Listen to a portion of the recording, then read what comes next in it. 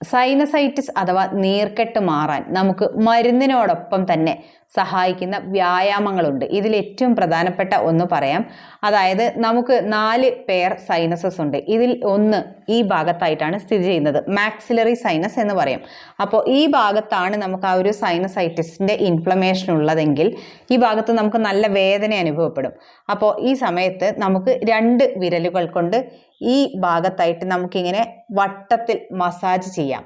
ഇങ്ങനെ വട്ടത്തിൽ മസാജ് ചെയ്ത് കുറച്ച് ഒരു 1-2 മിനിറ്റ് ഇങ്ങനെ മസാജ് ചെയ്യുക.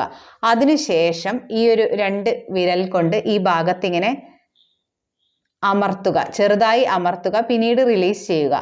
ഇതോടൊപ്പം തന്നെ ശ്വാസം നന്നായിട്ട് ഉള്ളിലേക്ക് എടുക്കുക, അതുപോലെ പുറത്തേക്ക് വിടുകയും ചെയ്യാം. ഇങ്ങനെ കുറച്ചു നേരം ചെയ്തു കഴിഞ്ഞാൽ നല്ല ആശ്വാസം ലഭിക്കും.